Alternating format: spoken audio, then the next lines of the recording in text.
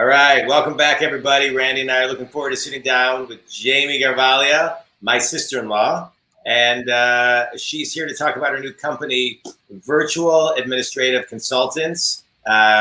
Jamie, we're excited to talk to you. Thank you so much for having me on. I'm really excited to be here. Yeah, it's an interesting time in the world right now. We're recording this live on July 29, 2020. We're all in the middle of COVID. I think one of the things I can speak for Randy and I, we're seeing more and more people, not only, of course, work remotely because we have to, but also starting their own businesses and needing extra hands because there's a lot of stuff they can't do.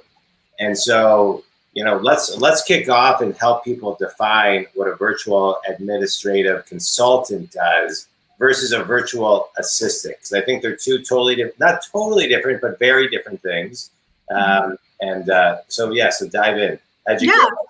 So virtual administrative consultants are a little different than VAs, although virtual administrative consultants can do what VAs do.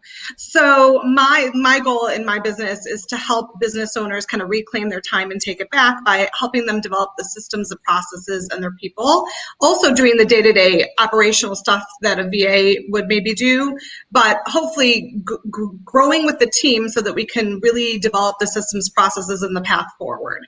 So tangibly, things like standard operating procedures, employee development and retention programs, training manuals, things like recruiting processes, intentionally recruiting, which, I can do. And so looking at kind of a little bit of a higher level strategy than just the transactional VA stuff, which sometimes is where people and VACs begin. We begin at the VA level and really get that stuff off of entrepreneur's plate so they can then even open up the time to talk about their vision and their growth. So you're really, Jamie, I almost called you Joanne, really a business within a business. So walk me through the process of, from your standpoint of onboarding a customer, i.e. an entrepreneur, and convincing him or her that you're going to either replace people that are doing other activities or effectively act as their extended, professional, and convincing them that cost is worth it. Walk me through that. So there's two types of clients that I kind of see. And one is a solopreneur who is starting out and having success, but running rampant, like doing everything. They may have a freelancing team within them. They may have a VA already. They may have a social media manager, maybe a graphics person, but they're running so fast and trying to grow so fast that I would say I would be an addition to helping them manage that team. So remote team management right now is probably a really big thing, and knowing how to manage remotely is essential. So I wouldn't look to replace people. I would look to be an added value to help everybody get on the shared vision, to be able to work with the visionary of the company and say, okay, this is what you want to do. This is how you want to grow. I can help develop that and actually put into action with the team you have in place. So there's that kind of a solopreneur. Then there's like the entrepreneur who has maybe in-house team. They could have, a small business, but they haven't developed their standard operating procedures. They don't have maybe a recruiter in-house that they can rely on to be intentional and strategic and do something the same way consistently every time. They haven't developed an employee retention plan. I see so often that business owners are so busy that the back end processes that actually make a company thrive in the end are sometimes done after the fact quickly and really not with pause. So I would come in and help pause and say, okay, is this effective? Are we being efficient? Do we want to document this and do it in a way so that the growth can be exponential rather than feeling like you're on a hamster wheel? Yeah. It's interesting, Jamie, what you're talking about. I'm just going to put it in different words, which is you're talking about a pause. I'm going to say a proactive mindset. A lot of times these things, and I think people realize during COVID, I see this as I'm coaching companies, and Randy, I'm sure you see it as you're doing estate plans. people sometimes are reactive, and COVID has put them in a mindset where you must be proactive today more so than ever.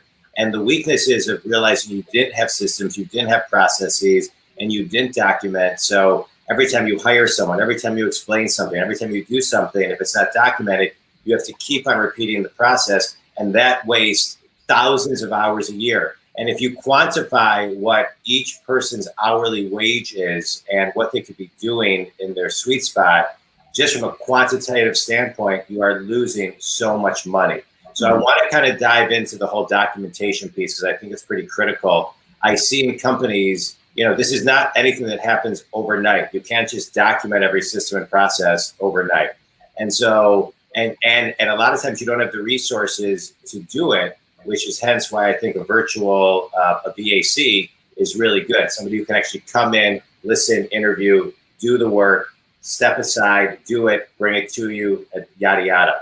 So talk a little bit about the importance of, the time it saves and the process and the length of time it takes to put the systems, put the process, and start documenting everything to actually be able to scale your company and your people. Yeah. So one of the companies that I paused with because of COVID and is still not up and running, I'd worked with them for 5 years. I still work with them. But we had been 5 years in such extensive growth that we could not stop and document our systems. So 5 years down the line, we realized we have a document here, a document there, Google Docs, Word docs, changes that have been made that have never been rolled out to employees. And we decided that now's the time. And so it took 6 months of one, overseeing a team of people, so people from each department, getting together weekly, having, accountability meetings, structure meetings, deciding what platform we were going to put it on to be able to roll it out. And now it's who's going to be in charge of the continual changes that are being made and pushing it out. And since we did that and finished it within 6 months, and I've had a moment to, during this COVID time, I've done a lot of absorbing of information. I've had a lot of time to listen to podcasts, check out new software programs. And there's so much out there that can really work automated, for your team to be able to get standard operating procedures and documentations in place so that you make a change and it's automatically pushed out to the team. You can track and see who's watched or read or however you're creating the document or video or training, make sure that it's been done so that it's not, it's just, I guess, more professional on the level of today's software and systems. I don't know if I answered your question, but it's a process and getting in, it really takes time to understand the different departments. And sometimes having somebody that's not ingrained in it every single day allows you to get that kind of bigger, high level picture so that you can put things into place where they need to be.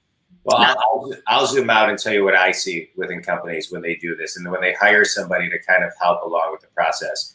A company can't do it themselves without hiring anybody, but it's probably going to take anywhere between 6 months and 3 years. Or you hire someone to accelerate the process and compact it and compress the time frame so it actually gets done.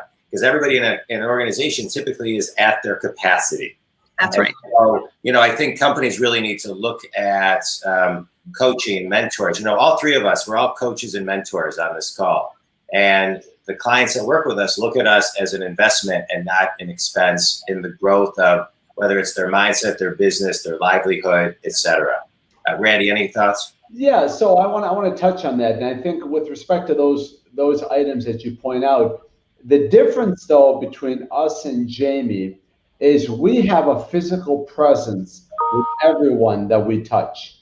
Whereas in a VAC, and correct me if I'm wrong, you could have a client in another state or in another country and provide services, correct? Mm-hmm. So in effect, you're an extended contractor for that company. So my question is, what impact does that have when a physical presence isn't there? What sort of interaction, communication, behavior results from that? I mean, I'd imagine it's a little bit probably easier for them to take out their frustration on you because you're not there, right? So I think a couple things. One is I think that there's an advantage to not being there. One, because there's a seriousness when somebody comes in that you're taking a project. So I'm bringing in somebody to, let's just go back to this, training manual standard operating procedure of all businesses and processes. I'm investing in somebody to come in and do this. And so the people that are going to be responsible for the team to kind of implement and develop this, I think they look at it differently than somebody in-house who's been tasked with a project and it's just another thing, and you have that relationship built already. And I know sometimes it was a slog to bring my team along to get that done because they were at capacity. So what I think that there's value in being a little bit removed, but I hope that over time that the VAC is an extension of the company, an extension of the owner, to be able to get the shared vision. And right now with COVID, everybody is remote. I don't think geography anymore really plays a part. It's really about how our teams being led as remote teams. So we'll wait to see what happens with the face of companies as we kind of pick up here and the economy gets going and we get back to some sort of normal. But I do think there's going to be a lot of shifting in companies. People are going to be leaving, people are going to be coming. I think recruiting is going to be really important.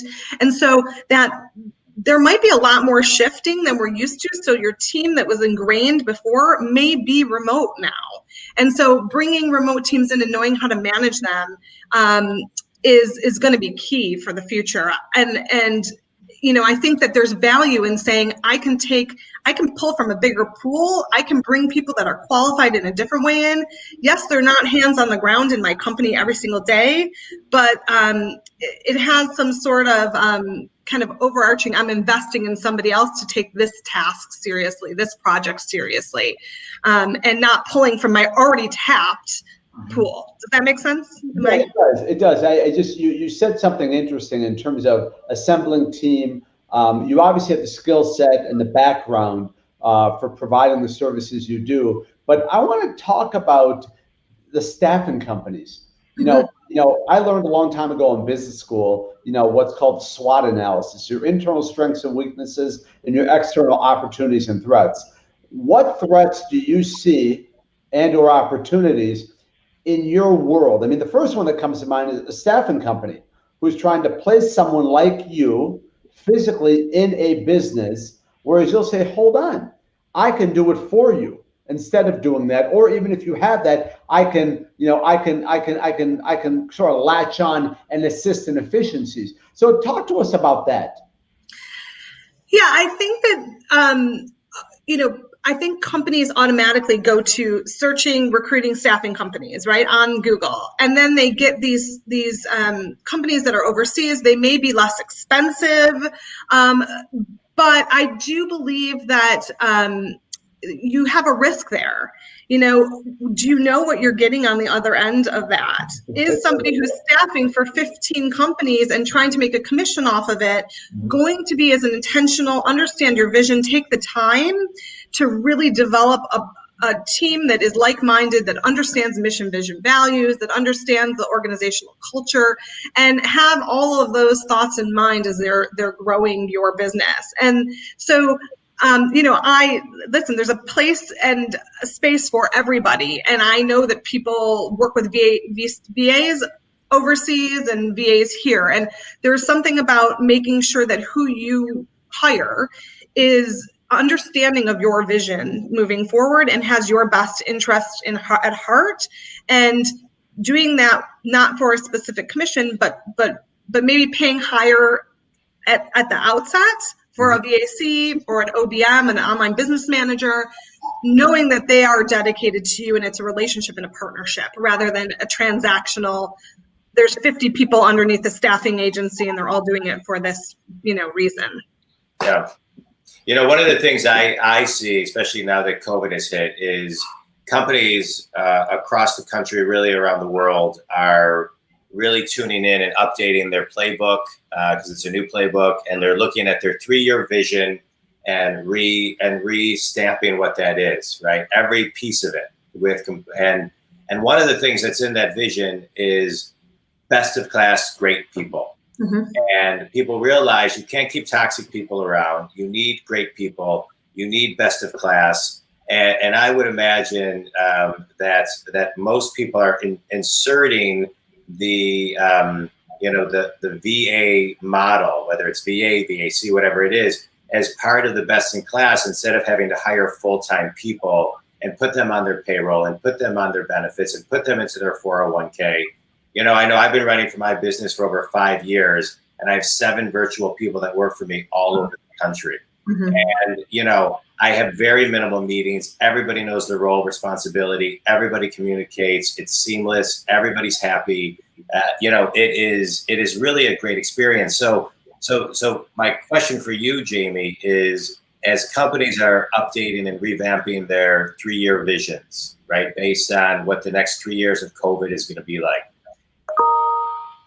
where does the VA really fit in? Where are the little nooks and crannies that a VAC really fits in, and to really accelerate the growth? Yeah. So a couple things. One is I think that I wanted to kind of go back to something you said earlier, and then I'm going to answer this question. One is I think there's huge opportunity right now. So COVID is as stressful as it's been for companies, and it's really opened up this entire world of talent. Yeah. And it's gotten people really entrepreneurial in how they're approaching their own companies. So like myself, it also saves, like you're saying, you're 1099ing people, you're not having on payroll, you're not picking up all of that extra, I'm not going to say, I don't think burden is the right word, but extra responsibility of having an employee. So the kind of the little niches, and I saw this in the company I work with, the fitness company I work with, is that it's really about taking the time to document and process and reevaluate and reassess. So bringing in a VAC to look at all aspects of the business, or even just those that you're like, I know this isn't perfect, but I just don't have time to get it perfect. And I don't have anybody that can take the time to do it. Come in, assess it, make sure that you are from A to Z looking at this process and making sure it's efficient, making sure it's communicated, making sure it's documented. All the things, those are things that I feel like businesses sometimes skip over because there's no time. So the skipping over of the standard operating procedures, the skipping over of the back end processes and reevaluation of those processes, the skipping over of, I'm going to recruit somebody reactively because I'm in need right now. It might not be the best person, but I have to fill this in this very second, rather than this is our system. We have a really thought out process on how we're going to bring people in and make sure that they fit our company. That might mean like shadowing and making sure that they fit as much as you fit, talking to other people within the company and structuring a recruiting plan, and then having somebody who understands that process. So I feel like the VAC fits in that way. And I think every VAC is different. So it's not a one size fits all. I have specific skill sets based on my experience over 18 years. And also remote team management. I think remote team management to me is kind of the most exciting new thing coming up. How are you working with teams via Zoom all the time?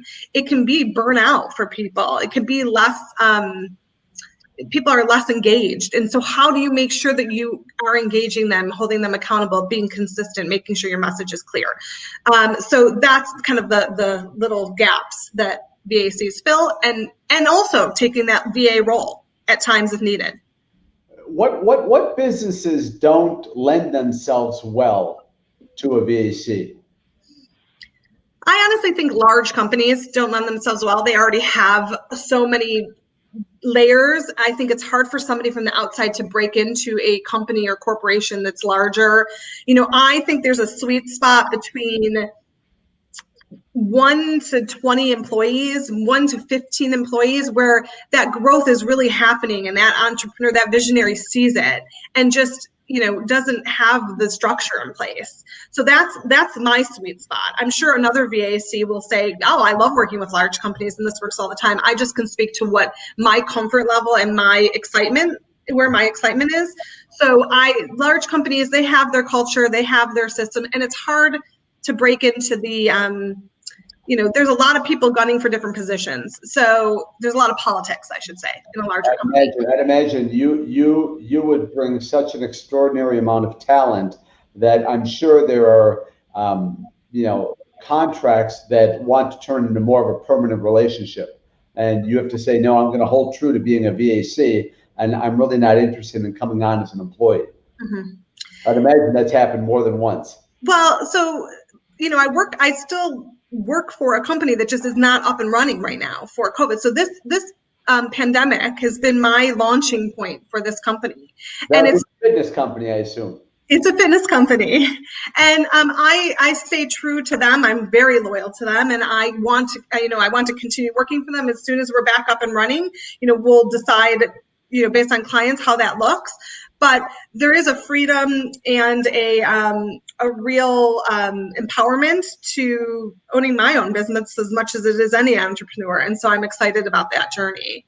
And yes, as I move forward, other than that fitness company, I do not see myself committing, to any specific organization long term. Yeah, I'd imagine that with the VAC space and what you're doing, explosive growth, especially with many of the business owners I represent and talk to day in and day out. Their biggest complaint is finding people. Yeah, nobody is out there to work for a myriad of reasons that we could talk about. But that being said, there's a huge gap in the labor market, and people simply don't want to be placed. But I'm sure there are people that want to work when the time comes, and those that want to work now. It's just a function of finding them. So, when I think of you, Jamie, I also think of you with an extension of everything else that you bring, whether it includes not just your talents, but also people, professional services, and everything else. Like, you talked about, the standard operating, the SOPs, the standard operating procedures. I mean, you could go into a company, not be too familiar with it, but have to learn and learn that store in a box for the most part, and then try to create this wheel for everyone. So it's not being reinvented all the time. Yes, absolutely. It is a really exciting time. And as far as finding the gap between finding talent, I think that it's going to change. The next 6 months are going to change immensely. Either the labor pool is going to be so great, or people are going to be really looking to just shift, that it's going to be kind of like the Wild West out there. And you're going to have to figure out how and what you want as a business owner, so that you can sort through all kind of the madness that's going to be out there. And I think it's both exciting for employees, because I do feel like, although right now it seems super scarce on the jobs that are available, I really think that there's going to be a whole explosion of new opportunity for people. And I do think this pandemic has allowed people to pause and say, what do I want? Both employers and employees. So, yeah. I want to go back, Jamie, to something you said in the very beginning of what you do. And one of the things you talked about was reclaiming people's time. Yeah. And one of the things Randy and I always like to focus on is mindset.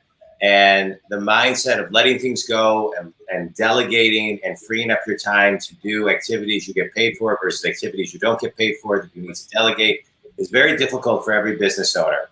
And so, if you just look at if you look at something Monday through Friday, if you can figure out a way to save 6 minutes a day, that's 24 hours in a year, just looking Monday through Friday. And so you expand on that. And so I just want to kind of dive into that a little bit, not only about how you reclaim people's time, but the mindset of people surrendering and letting go to allowing someone else to really delegate to them to free up their time to do what they need to do. So talk about how you kind of talked on that track to your. Yeah, I think this is the hardest thing for people who've grown their business from scratch. I mean, releasing I empathize with that, because this has gotten them X amount of level of success, but now it's getting overwhelming. And so I think the key is knowing that who you're hiring to take on those delegated tasks, you trust implicitly, you've communicated the expectations, you understand how to have meetings and hold them accountable. And you can be as much part of the process or not, but ultimately, speaking to delegation, it's for the person who's delegating, as hard as it is. And it's kind of like the long game, right? You know, in the beginning, it might seem difficult, it might be scary, but the long game is a freedom. And the more you delegate, the better you get at delegating, the more you build up your trusted team, the more you can delegate and you can see, oh, that person thinks like me. I've kind of trained them to think like me in my business. I know that they can make this decision and I'm going to be good with it. So it's a trust, it's a relationship, and it's kind of like a muscle. You know, so but it's hard. I mean, it's really hard, especially for people who are, you know, probably 1 to 3 years into their business and just have done everything. To release that is, you know, I have real understanding of that difficulty. Yeah, it's you know, I could see, you know, someone whose business is still in, you know, still somewhat nascent. You know, I don't know what the timeline is, whether it's 1 to 3, 3 to 5, 5 to 10, but I've been doing this for 23 years. And it would be nearly impossible for me to give anybody the reins or trust. Trust is different than giving people the ability to captain the ship, because I still think, you know, fundamentally, you still have to know, you know, where you are in the road and what direction to take. But the one thing that I admire about what you're doing is, as John points out, the reclamation, that reclaiming the me time, the family time, my alone time, and giving somebody the ability to step away, even temporarily. It could be for an afternoon. It could be for a walk at the mall. It could be for a walk in the park. Just that alone says it all. Yeah. And it's really not about you not captaining your ship, right? It's about what can you take off that doesn't hurt so much initially? Just little things, little teeny things. Those are, and I'm not trying to minimize the VA at all, but those VA transactional items, scheduling your meetings, email management, client interfacing at the very beginning through email, things that are not taking, you know, your soul out of the business, but just a little bit here and there, which will really free up some time initially. Then the trust is built, or like you say, the ability to release even a little bit more, or a little bit more of the decision making. You're always the captain of the ship. You just have, you know, like a co-captain or a first mate. A first mate. You need that nudge, just a little nudge. Yeah. It's a muscle. I like that. You need a co-captain. All right, Jamie, tell everybody, before we go into the speed round, tell everybody how they can get a hold of you. Feel free to check out my website at virtualadminconsultant.com. You can email me at jamie@virtualadminconsultant.com, JAMIE, or my number is streaming. I love that little streaming bar at the bottom of you guys got it together, 248-798-3923. And I'd love to just chat. We have discovery calls that are, you know, no obligation, but would love to hear about your business. That's great. All right, Jamie, you ready? I don't know what I'm ready for. Speed round. Okay, go on. Speed round. Favorite book, favorite business book, and why? Well, right now I'm reading The First 90 Days that you have just given me, and it's a lot of content in there. So I'm going to give that just on my bedside table.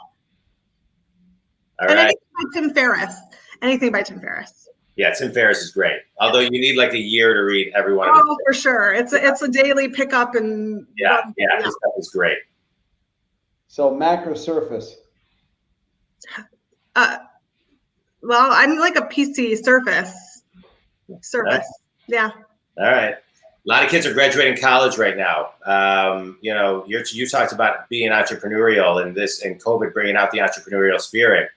In February, a lot of these kids graduating college had plans to do internships and jobs all over the country / world. What advice would you give somebody graduating college over the last couple of weeks? I would say be an entrepreneur first. Fail. It's okay. It's okay. Now is the time. I've seen so many incredible young kids create businesses over this time that I'm blown away at. Be creative. Don't be worried about failing. Go for it. We've had a few on the show. Yeah, that is an amazing series. I've loved watching them. They're amazing. I'm so impressed. Yeah. No, I agree. Randy, any last minute questions for Jamie?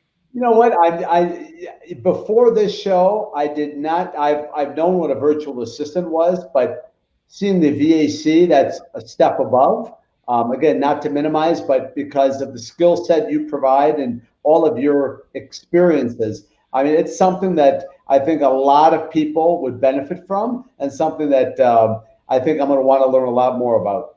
Thank you, Randy. Thanks. Thank you guys so much for having me on. It's been a blast. I appreciate it. Jamie, I'm happy for the growth of your business. I'm excited for you. It's great having you on the show. And, I think when people see people like you who are starting a business, it ignites other people to kind of take that next step. And so every entrepreneur has every person I think has some type of side hustle in them, or a full entrepreneurial path.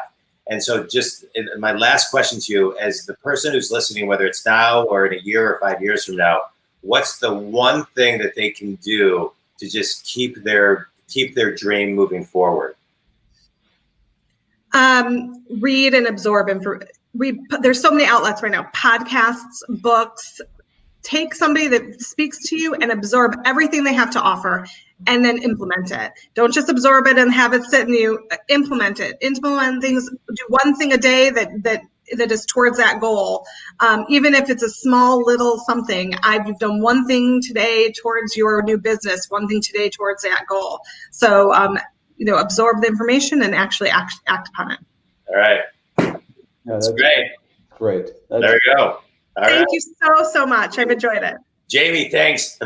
Thanks for everything. Appreciate you and everybody who's listening. Thank you. And Randy, always fun. And Jamie, always fun talking to you as well. Thank you. Have a great day. Bye, Jamie. Bye, everybody.